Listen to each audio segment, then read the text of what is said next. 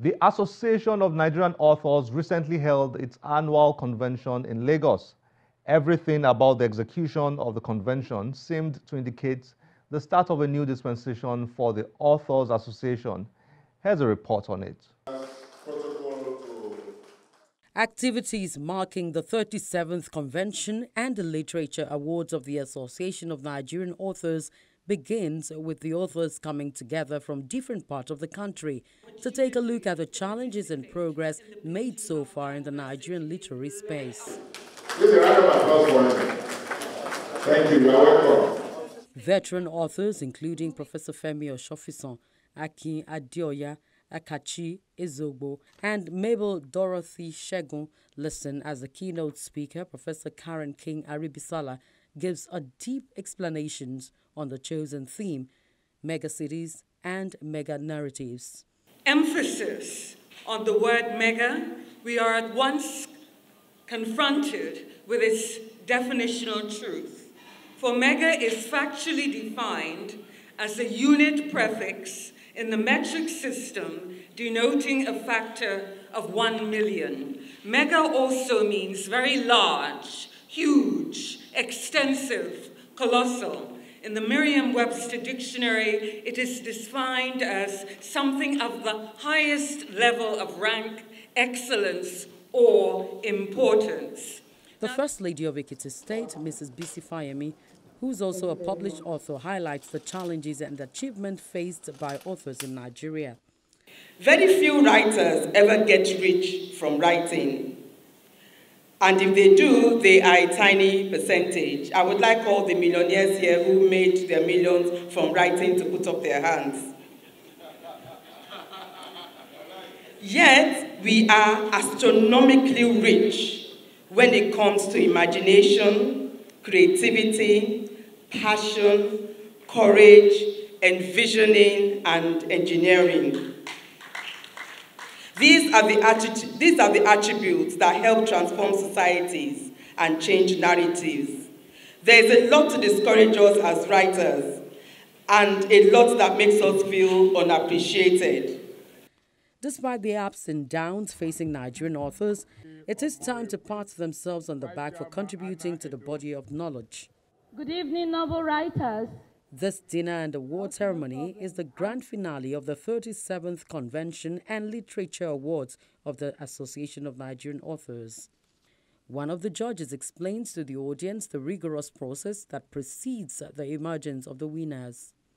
The creative plot construction. A plot is a sequential arrangement of the drama, and we had to look at the creative plot construction and its enhancement of the sequential flow. And we had a look at number 5, the title suitability, especially with correspondence to the content. You don't just give a title to a work of literature. The title must have bearings with the content of the work and vice versa. Congratulations, Uchenna Eze.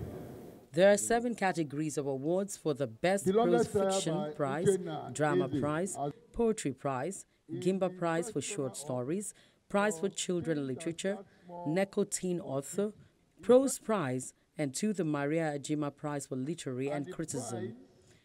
It is an emotional time for the winners.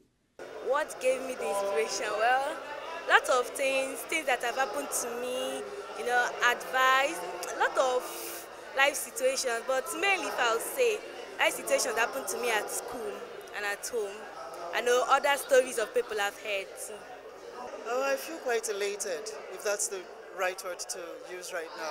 I feel elated, I feel fulfilled. It's not always that you win.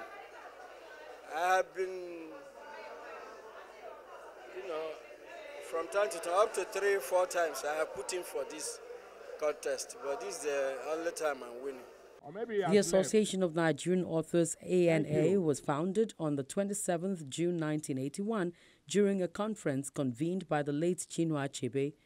Since that time, the association has consistently rewarded deserving authors in different genres.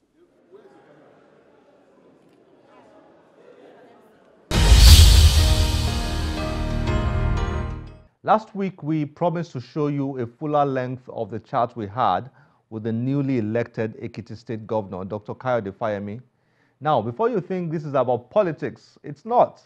We were keen on getting him to talk about books, and that is exactly what he did.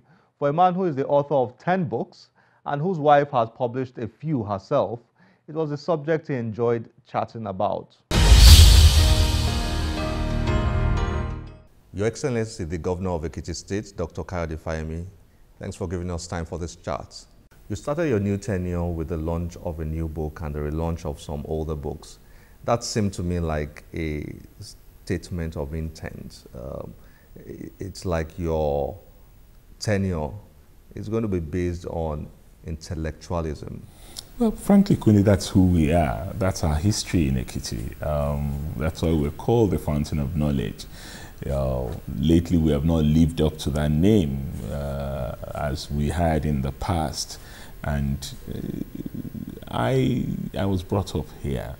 I went to a school down the road, Christ School at Ekiti, and I was known as Current Affairs when I was in Christ School because of my involvement in quizzes, debates, and representation of our school. So from get-go in my life, I had been brought up on a staple of books. And I really don't think it's right to create this false dichotomy of when people hear that you're a politician, you're supposed to be venal, you're supposed to be an illiterate, you're supposed to be a charlatan, you're supposed to be a no-gooder. And then, you know, when you're an intellectual in the cloistered world of academia, you're supposed to be decent, you're supposed to be a person of character, able and competent. These are false dichotomies. It may be true in some instances, but they're not always true.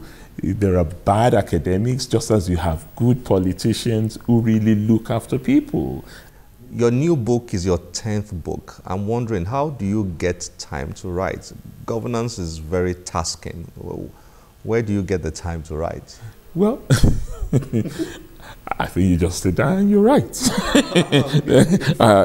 That's what I do. It's difficult. Tasking, huh? I mean, governing is tasking, but I'm always asked, maybe it's unfortunate, I don't consider it unfortunate anyway, I'm always asked to give talks across so many diverse audiences. And if you read this latest book, it's really a collection of my lectures and speeches to various audiences, as mining minister, as a security scholar, as a governance watcher, as a Pan-Africanist activist, as an intellectual in politics. That's what I have covered. Those are the things I've covered in this book. And it's really connecting the threads and then writing an introduction that pulls everything together. You've had your first tenure, now you have the opportunity of a second tenure. Which books have best prepared you for this new tenure? This latest book by Doris Kenneth Goodwin really looks into leadership in season of anomie, in difficult times, and how the different leaders, and he looked at 4 of them, Theodore Roosevelt, Franklin Delano Roosevelt, Lyndon Johnson, and then Abraham Lincoln. How they dealt with the most difficult periods of the administration, the Depression in the times of FDR, the Civil War in the Abraham Lincoln days, the Civil Rights and Vietnam challenge in the Lyndon Johnson era. And history provides us with a worldview that you can reduce to your local circumstance. And for me, I am an avid reader of biographies, and it offers me a very good handle on even things that are not connected to our environment, but offer us a great insight. Your Excellency, thank you for giving us the time once again. It's been a pleasure speaking with you. Thank you for having me. Thank you. Well, this is where we have to stop today. As always, we'll be glad to get your feedback through any of our social media platforms displayed on your screen. I am Olakunle Kasumu. Remember, one great book can change your life. Bye-bye.